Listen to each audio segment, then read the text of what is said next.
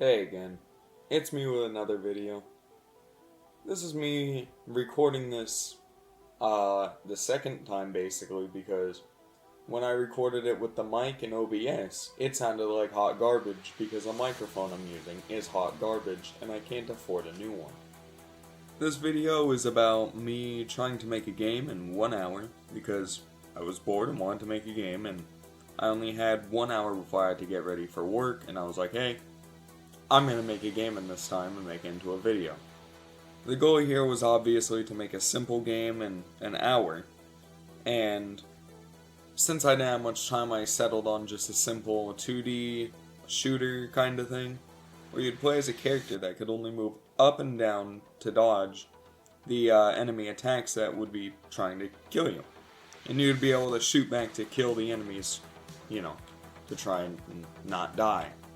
I thought it would be reasonable to be able to do in 1 hour with my god-awful skills, and I kind of just like the idea.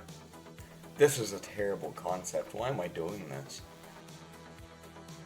Once I settled on all of that, I got the timer ready and made the project so I didn't waste any time getting the project set up since my computer's kind of slow. Once I made the timer, because that would just be a huge waste of time for what I'm trying to do here. Well, with all that, I was ready, so time starts now. I immediately got to work on making the main scene where the game would be, since that was kind of necessary to make the game. Halfway through, I started making extra folders so I can organize the files to minimize wasted time later on in case I need to go back and change something if I needed to. Spoiler alert. I immediately didn't use the folders for the rest of the project because I somehow forgot.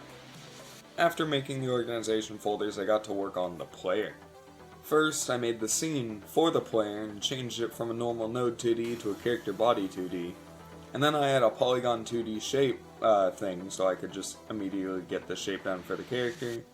Since I'm not good with art, and there wasn't a chance in hell I'm making my own custom sprites for this.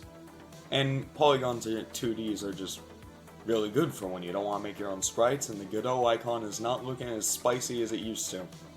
After the shape of the character was done, I immediately got into making the movement script so the player could move up and down and be able to dodge enemy attacks since I'll be planning on there being enemies like I've already discussed. Then, I got to work on the shooting mechanics because that was going to be a core part of this game.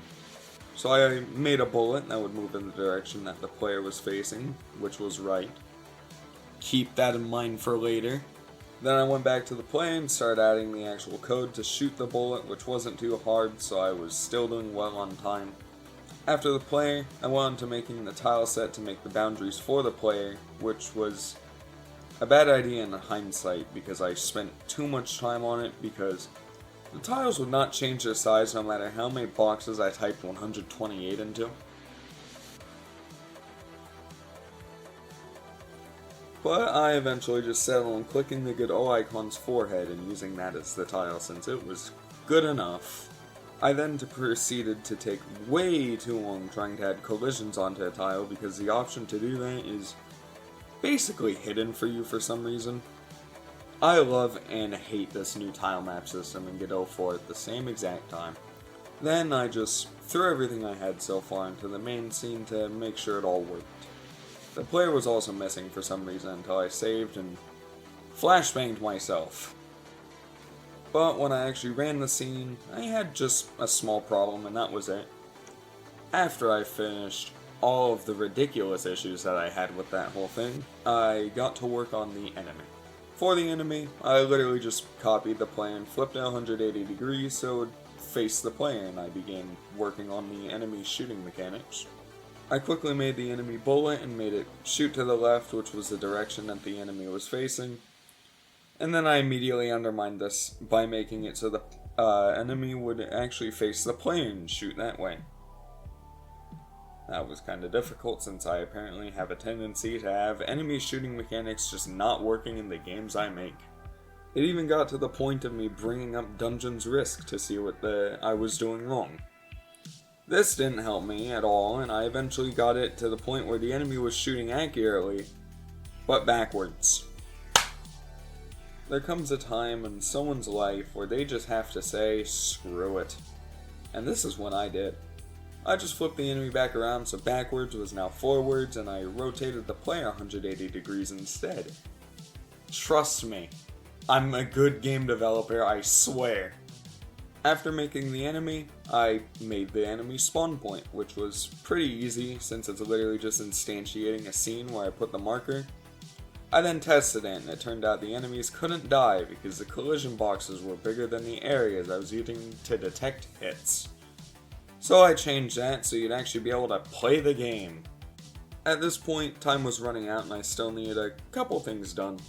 I tried to add a score system and I comically and horribly failed because under the pressure of the time limit, my brain turned to TV static and I forgot how to make the label actually change. So I abandoned that and I just went straight to a main menu instead. Didn't have any fancy font, so generic white is just going to be the new style for this one. I also had a button so you could start the game. Then I changed it so that when you die, you would go straight back to the main menu instead of just closing the application like I had it do before. With 1 minute left on the clock, I had everything in this cursed abomination finish, and I just sat there admiring my creation. Oh my god, I forgot about sound effects. How am I going to do sound effects in 36 seconds? Yep, I forgot to add sound effects, like everyone else who does one of these kind of challenges. I quickly scrambled with the 30 seconds I had left to add something, and that something was a label above the player that said POW. You can tell I was leaving it up to the imagination on this one. And with that, the timer went off and the challenge was over. In conclusion, I feel like I could have added just a little bit more if I stopped getting caught up on things like the tile stuff and the score. But overall, for a game I made with only 1 hour, I think I did pretty good. I might even come back later in the future to add on to it and make it a better game. But I think that's where this video is going to end, since there's not much else to talk about. Download is in the description, and I hate to ask this, but please like and subscribe so the all-holy algorithm think these videos are good. And with that, I'm just going to fade into the dark here. Later.